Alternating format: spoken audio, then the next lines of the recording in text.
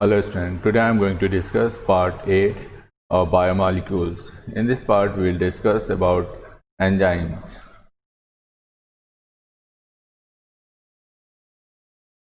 First we will discuss what are enzymes. Enzymes are organic compounds produced by living cells to speed up the spontaneous biochemical reaction in and outside the cells without the cells undergoing any change. So enzymes are some organic substances, organic compounds. Mainly they are proteinaceous. Most of the enzymes are proteinaceous, and their function is to speed up a chemical reaction. And at the end of the reaction, the enzymes remains unchanged. There is no change takes place in enzymes. The reactants in the enzymes are called substrate, and the substance produced in the reaction are called product. The study of composition and function of enzymes is known as enzymology. A specialist in enzyme is known as enzymologist.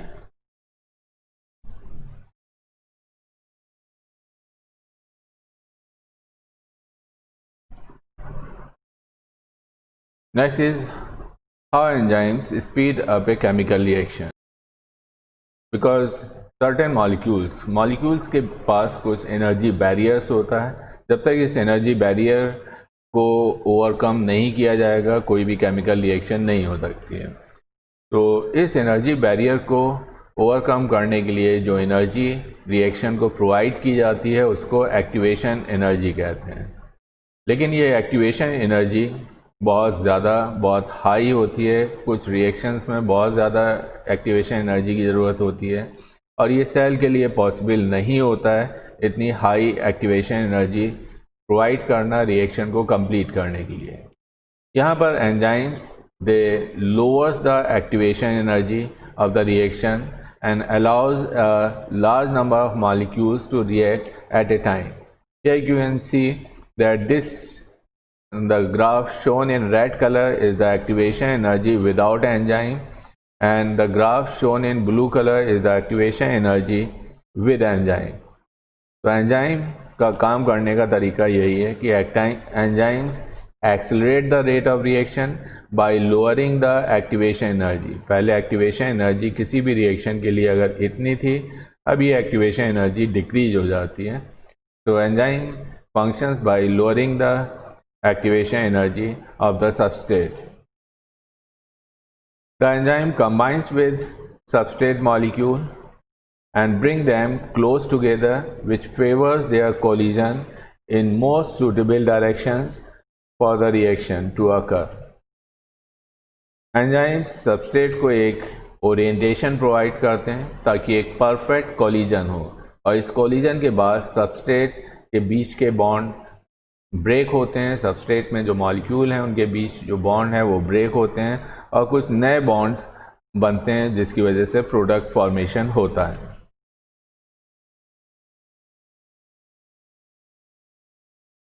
Next is chemical nature of enzymes. Most of the enzymes are proteinaceous in nature. They are made up of proteins. They have three-dimensional tertiary structure. The enzymes functions in tertiary level of the protein. They are either tertiary structure and also known as globular structure.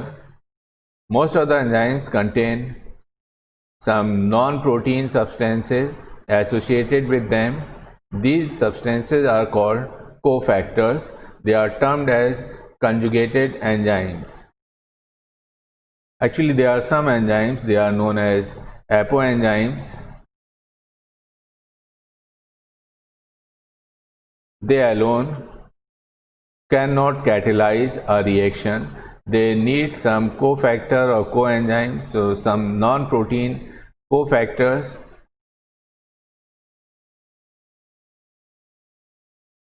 or coenzymes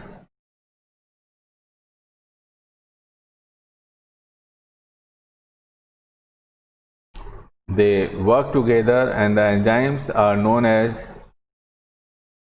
holoenzymes. So apoenzymes are those enzymes which alone cannot complete a reaction or can catalyze a reaction. They need some non-protein, either cofactor or coenzyme, to complete a reaction. These enzymes are called conjugated enzymes or holoenzymes. The enzymes which functions without a cofactor are known as simple enzymes.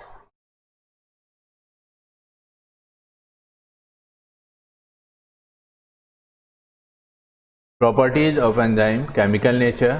Enzymes are the complex macromolecules of globular protein. So they are the globular or tertiary protein. Chemical activity: enzymes do not start a chemical reaction, but they accelerate a chemical reaction.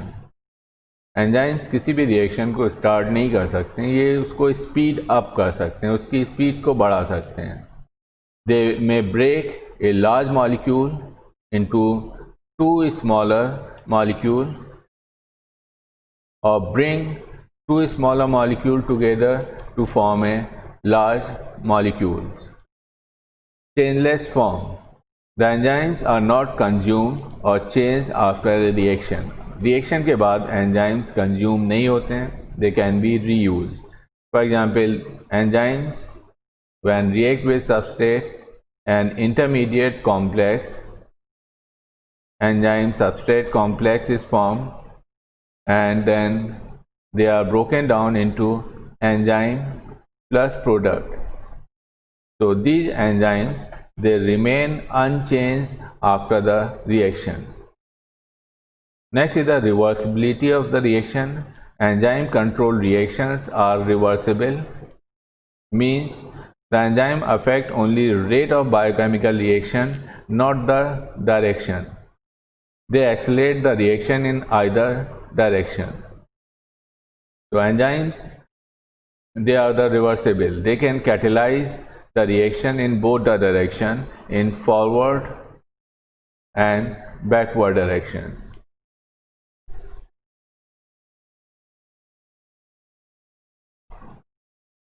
High efficiency. Most of the enzymes have high turnover number. Turnover number of enzymes refers to the number of molecules acted upon by an enzyme per minute. यानी एक minute में enzymes कितने substrate को product में convert कर रहा है, ये उसका टर्नओवर नंबर होता है. और एंजाइम्स का जो टर्नओवर नंबर है ये बहुत हाई होता है. Action specificity. The enzymes are specific in action. यानी कोई भी एक एंजाइम किसी एक ही रिएक्शन को कैटेलाइज कर सकता है, वो दूसरे रिएक्शन को कैटेलाइज नहीं करेगा. जैसे यहाँ पर enzyme lactase is responsible for the hydrolysis of lactose. Maltase is responsible for hydrolysis of maltose. यहाँ पर ऐसा नहीं होगा कि लैक्टेज माल्टोज को डाइजेस्ट करे या इसकी हाइड्रोलिसिस करे. हर रिएक्शन के लिए अलग एक सेपरेट एंजाइम होता है, कुछ स्पेसिफिक एंजाइम होते हैं. इसी को एक्शन स्पेसिफिसिटी कहते हैं कि enzyme, there is a specific enzyme for each and every specific reaction. Temperature sensitive. Enzymes are thermolabile or heat sensitive. They function best at an optimum temperature. The optimum temperature for human enzyme is 35 to 40 degrees Celsius. Enzymes heat sensitive होते हैं. Enzymes optimum temperature वो temperature होता है जिस पर enzymes की activity maximum होती है. ह्यूमन बॉडी के अंदर जो ऑप्टिमम टेम्परेचर है एंजाइमेटिक एक्टिविटी के लिए वो 35 से 40 डिग्री सेल्सियस होता है. Enzymatic activity decreases with decrease as well as increases in temperature and stops at 0 degree Celsius and above 80 degree Celsius. यानी जो एंजाइम्स हैं हाई टेम्परेचर पर डीनेचर होते हैं, इससे एंजाइमेटिक एक्टिविटी डिक्रीज होती है, और लोअर टेम्परेचर पर काइनेटिक एनर्जी के डिक्रीज होने की वजह से एंजाइमेटिक एक्टिविटी डिक्रीज होती है। pH sensitivity, enzymes show maximum activity at an optimum pH, and optimum pH is between 6 to 8. Their activity slows down with decrease or increase in pH till it stops. Acidic pH denatures most of the enzymes. तो temperature की तरह enzymes pH level के लिए भी sensitive होते हैं। जो optimum pH है जिस पर एंजाइमेटिक एक्टिविटी मैक्सिमम होती है वो 6 to 8 है। इससे कम pH या हाई pH पर एंजाइमेटिक एक्टिविटी हमेशा डिक्रीज होती है। एसिडिक pH में एंजाइमेटिक एक्टिविटी बिल्कुल ज़ीरो हो जाती है, क्योंकि इस एसिडिक pH में एंजाइम्स डीनेचर हो जाते हैं, जिसकी वजह से एंजाइमेटिक एक्टिविटी ज़ीरो हो जाती है। Next is mode of action of enzymes. Lock and key hypothesis. It was suggested by Emil Fischer in 1894. The catalytic property of enzyme is located at a specific region on their surface. These regions are called active site or catalytic site. Similarly, substrate have on their surface a specific area called reactive site. तो ये जो substrate का जो ये site है इसको हम reactive site कहते हैं।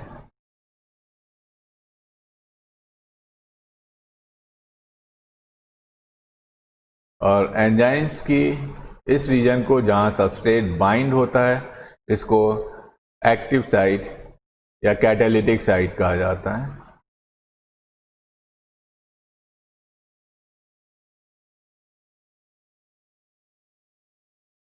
तो सबस्ट्रेट का रिएक्टिव साइट एंजाइम्स के कैटालिटिक साइट से बाइंड होता है।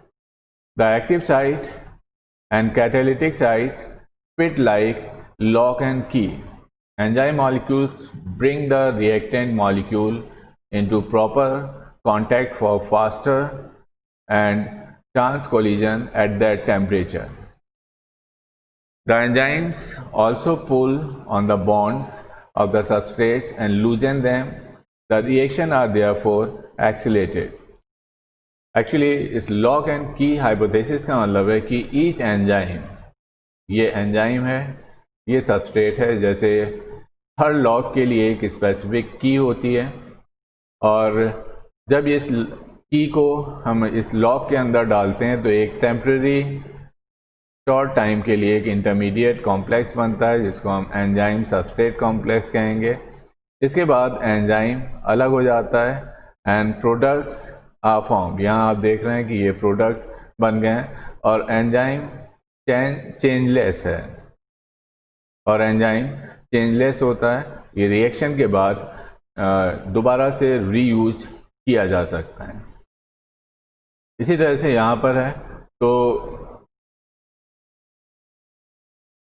इस की का में जो ये ग्रूव्स बने हुए हैं इसको हम रिएक्टिव साइट कहते हैं, और लॉक के अंदर जो ग्रूव्स बने हैं उसको हम एक्टिव साइट कहते हैं। तो यहाँ पर जिस तरह से हर लॉक के लिए एक स्पेसिफिक की होती है, यहाँ पर हर सबस्ट्रेट के लिए एक स्पेसिफिक एंजाइम होता है जिसमें एक, जहाँ पर सबस्ट्रेट का रिएक्टिव साइट एंजाइम के कैटालिटिक साइट में बिल्कुल फिट हो जाता है और एक इंटरमीडिएट कॉम्प्लेक्स बनता है एंजाइम सबस्ट्रेट कॉम्प्लेक्स। उसके बाद एंजाइम सेपरेट हो जाता है और जो सबस्ट्रेट है ये प्रोडक्ट में कन्वर्ट हो जाता है।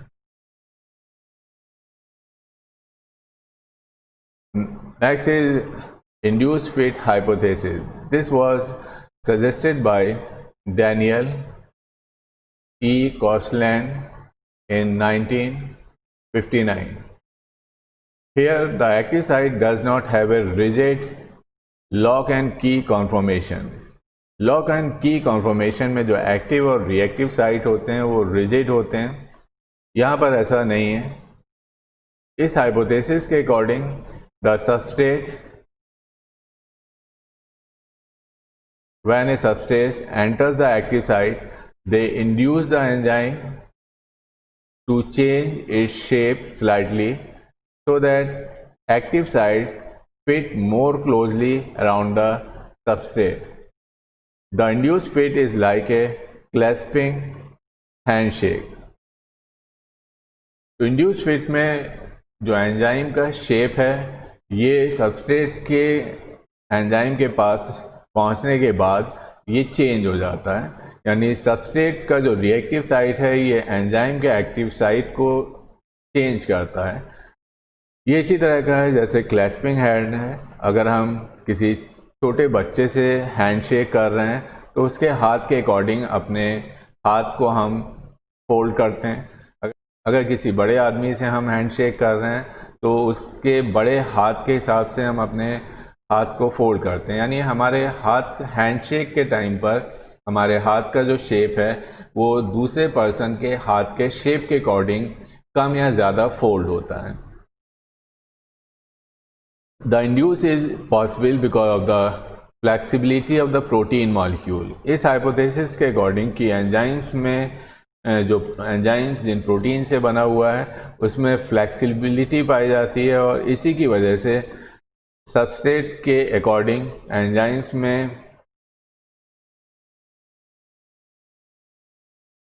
The enzyme pulls on substrate bond and loosen them. This bring the substrate into transition state and also lowers the activation energy to let the reaction occurs readily. In the unstable transition state, enzyme pulls off each substrate, the substrate binds to each other and new product is formed. The product formed leaves the enzymes and enzyme becomes free to receive the new substrate. तो यहाँ पर पहली चीज़ आप इस figure में देख सकते हैं कि यहाँ पर ये एंजाइम है और ये सबस्ट्रेट है, ये इसका रिएक्टिव साइट है, ये रिएक्टिव साइट है और ये एंजाइम का एक्टिव साइट है। यहाँ पर आप देख सकते हैं कि ये कम्प्लीमेंट्री नहीं है, लेकिन सबस्ट्रेट जब एंजाइम के कांटेक्ट में आता है तो इसमें इट इज़ इंड्यूस्ड, तो इसको इंड्यूस्ड फिट मॉडल कहते हैं कि सबस्ट्रेट के शेप के अकॉर्डिंग एंजाइम अपने एक्टिव साइट को इंड्यूस करता है। उस जो सबस्ट्रेट है वो एंजाइम से बाइंड होता है और एक एंजाइम सबस्ट्रेट कॉम्प्लेक्स बनाता है। इस ट्रांजिशन स्टेट में एंजाइम क्या करता है, enzyme pull off each substrate, substrate को पुल करता है और जिसकी वजह से उसके बॉन्ड ब्रेक हो जाते हैं और वो एंजाइम और प्रोडक्ट में कन्वर्ट हो जाता है। Next is factors affecting enzyme activity. First is enzyme concentration. The rate of reaction increases with increase in number of enzymes. After that, a saturation is attained. यहाँ पर आप देख सकते हैं कि एंजाइम कंसंट्रेशन इंक्रीज करने से रेट ऑफ रिएक्शन इंक्रीज होता है, लेकिन जब एंजाइम सबस्ट्रेट के साथ फुली सैचुरेट हो जाते हैं तो रेट ऑफ रिएक्शन में भी एक सैचुरेशन आ जाता है। तो एक लिमिट के बाद एंजाइम कंसंट्रेशन अगर इंक्रीज़ करेंगे तो रेट ऑफ रिएक्शन इंक्रीज़ नहीं होगा। इसी तरह से सबस्ट्रेट कंसंट्रेशन में रेट ऑफ रिएक्शन इंक्रीज होता है। अगर हम सबस्ट्रेट कंसंट्रेशन को इंक्रीज करें, eventually the rate of reaction reaches a saturation. At this stage the active site of all the enzymes are occupied by substrate molecule. इसी तरह से जब हम सबस्ट्रेट कंसंट्रेशन को इंक्रीज करते हैं तो रेट ऑफ रिएक्शन इंक्रीज होता है, लेकिन जब सारे एंजाइम्स के एक्टिव साइट फुली सैचुरेट हो जाते हैं, यानी हर एंजाइम किसी न किसी सबस्ट्रेट के साथ अटैच होता है, कोई फ्री एंजाइम नहीं बचता है, उस केस में अगर हम सबस्ट्रेट कंसंट्रेशन को इंक्रीज कर रहे हैं तो रेट ऑफ रिएक्शन इंक्रीज नहीं होगी। तो शुरू में जब सबस्ट्रेट कंसंट्रेशन इंक्रीज किया जाता है तो रेट ऑफ रिएक्शन इंक्रीज होती है, लेकिन जब एंजाइम फुली सैचुरेट हो जाते हैं तो रेट ऑफ रिएक्शन इंक्रीज नहीं होती है और उस रेट ऑफ रिएक्शन में भी एक सैचुरेशन आ जाता है। Product concentration, accumulation of product of enzyme reaction lowers the enzymatic activity. अगर प्रोडक्ट एक्यूमुलेट हो रहे हैं तो एंजाइमेटिक एक्टिविटी भी डिक्रीज होगी। सपोज एक सबस्ट्रेट है ए, ये किसी प्रोडक्ट में कन्वर्ट हो रहा है बी, इसको कन्वर्ट करने वाला एंजाइम है ई। अगर ये प्रोडक्ट ज़रूरत से ज़्यादा बन गया है और सेल या बॉडी के अंदर ये एक्यूमुलेट हो रहा है तो ये एक इनहिबिटरी इफ़ेक्ट शो करता है और इस एंजाइम को इनहिबिट करता है ताकि और ज़्यादा प्रोडक्ट ना बने। तो जैसे जैसे प्रोडक्ट का कंसंट्रेशन इंक्रीज होता जाता है एंजाइमेटिक एक्टिविटी ये स्लो डाउन होती जाती है।